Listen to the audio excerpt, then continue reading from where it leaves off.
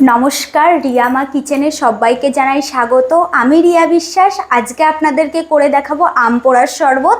এখন যেহেতু প্রচণ্ড গরম, তো গরমে যদি একটু ঠান্ডা ঠান্ডা ড্রিঙ্ক হয় তাহলে সবারই একটু ভালো লাগে। আর যদি কোনো রিলেটিভ বাড়িতে আসেন বা কোনো একজন বাড়িতে আসলো, যদি গরমে আম পোড়ার শরবত করে দেওয়া যায় তাহলে কিন্তু অসাধারণ হয়। তো আজকে আমি কিভাবে খুব সহজে আম পোড়ার শরবতটা বানাই আপনারা দেখতে থাকুন আর সঙ্গে থাকুন। চলুন স্টার্ট করি তাহলে। তো আজকে যেহেতু আম পোড়ার শরবত বানাবো, প্রথমেই আমি দুটো আম নিয়ে নিয়েছি, একটা ছোট সাইজের আর একটা বড় সাইজের। যখন আমি আমটা গাছ থেকে পেরেছিলাম নিচে পড়ে গেছিলো, যার জন্য একটু ফেটে গেছে। তো দুটো আমই ফেটে গেছে, তবু আমি একটু ছুরি দিয়ে আমটার গায়ে একটু কেটে দেব, যাতে করে যখন আমটাকে আমি পোড়াবো তখন যাতে ফুটে বা ছিটকে গায়ে না আসে। তার জন্য আমটাকে একটু ফাটিয়ে দেব, ভালোভাবে পুড়েও যাবে আর ভেতরটা খুব সুন্দর সেদ্ধও হয়ে যাবে। আমি হালকা একটু চাকু দিয়ে গাটা একটু চিড়ে দিচ্ছি, যাতে করে আমটা যাতে না ফেটে আসে, মানে ছিটকে গায়ে না আসে। ওই জন্য আমি হালকা একটু কিন্তু ফাটিয়ে দিচ্ছি, মানে চিড়ে দিচ্ছি। দুটো আমই কিন্তু আমি চিড়ে দিচ্ছি। এখানে আমি দুটো আম নিয়েছি, আপনারা আপনাদের আইডিয়া মতো, যে কয়জন খাবেন সেই আইডিয়া মতো কিন্তু আমটা নিয়ে নেবে। তো এখানে গ্যাসটা ফার্স্ট আমি অন করে দিচ্ছি, তারপরে গ্যাসের ওপরে একটা জালি বসিয়ে দিচ্ছি। এবারে আমি যে দুটো আম ছিঁড়ে রেখেছিলাম ওই দুটো আম দিয়ে দেব গ্যাসের ওপরে।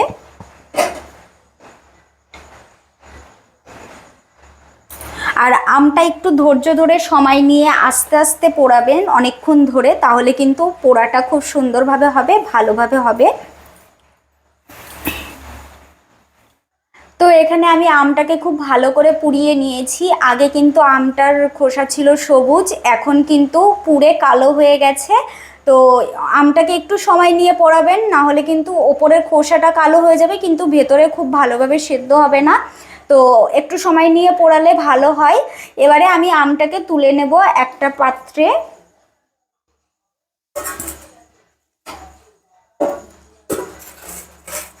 আমটাকে আমি তুলে নিয়েছি। এবার তুলে নেওয়ার পরে আমটাকে ঠান্ডা করার জন্যে একটু ঠান্ডা জল দিয়ে খোসাটাকে ছাড়িয়ে নেব।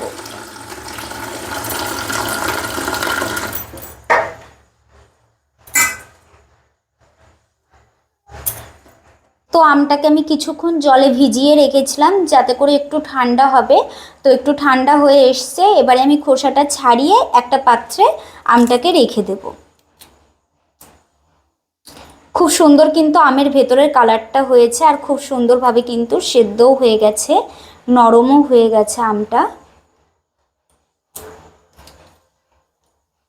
আর খোসাগুলোও কিন্তু খুব ভালোভাবে উঠে আসছে, দেখতেই পাচ্ছেন আপনারা।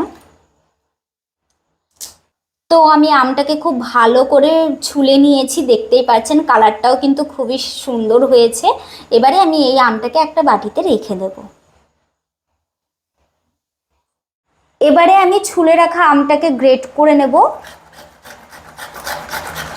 আপনারা চাইলে কিন্তু হাত দিয়ে চটকেও নিতে পারেন, যদি একটু শক্ত থাকে আমটা গ্রেট করে নিলে ভালো হবে। তো এবারে আমি এখানে 4টে মতো লঙ্কা নিয়েছি, কাঁচা লঙ্কা। কাঁচা লঙ্কাটাও আমি এখানে পুড়িয়ে নেব।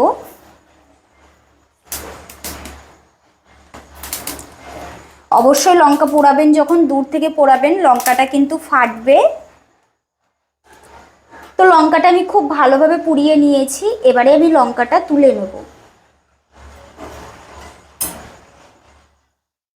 তো প্রথমে এখানে একটা গ্রাইন্ডারের জার নিয়েছি। এবারে যে আমি আমটাকে গ্রেট করে রেখেছিলাম সেটা এবার গ্রাইন্ডারের মধ্যে দিয়ে দেব। এবারে আমি এখানে পরিমাণ মতো বিট নুন দিয়ে দিচ্ছি, আপনারা আপনাদের স্বাদ মতো দিয়ে দেবেন। যে 4টে কাঁচা লঙ্কা আমি পুড়িয়ে রেখেছিলাম সেই 4টে কাঁচা লঙ্কা এবারে আমি দিয়ে দেব। এবারে আমি অল্প কিছু পরিমাণ জিরের গুঁড়ো দিয়ে দেব, এটা আমি ভেজে রেখেছিলাম তারপরে গুঁড়ো করে রেখেছি। এবারে আমি 4 চা চামচ মতো চিনি দিয়ে দেব।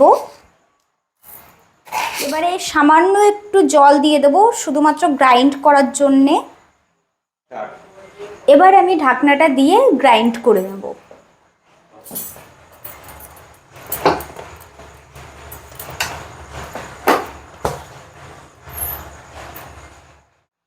তো তো আমার গ্রাইন্ড করা কমপ্লিট হয়ে গেছে। এবার আমি খুলে দেখে নেব ঠিকভাবে ভালোভাবে গ্রাইন্ড হয়েছে কি না।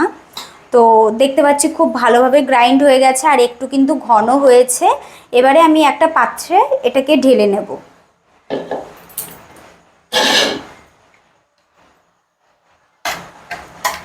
তো আমি একটা পাত্রে ঢেলে নিয়েছি।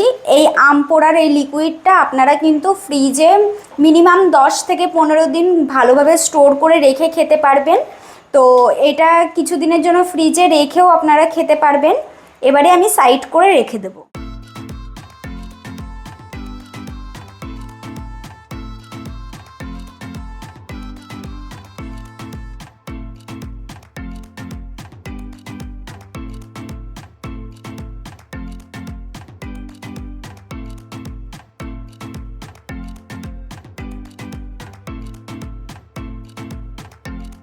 তো এখানে আমি দুটো গ্লাস নিয়েছি। এবার গ্লাসের মধ্যে বরফ দিয়ে দেব, 2-3টে বরফ দিয়ে দেব।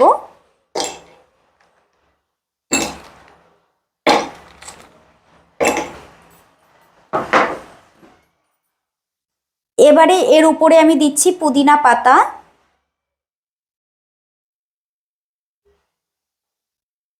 তারপরে দিচ্ছি লেবু। এবারে এতে আমি দিচ্ছি কয়েক চামচ আম পোড়া।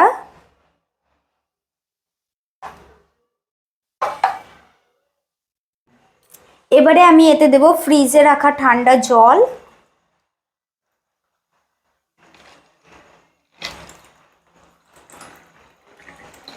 এবারে আমি খুব ভালো করে গুলে দেব।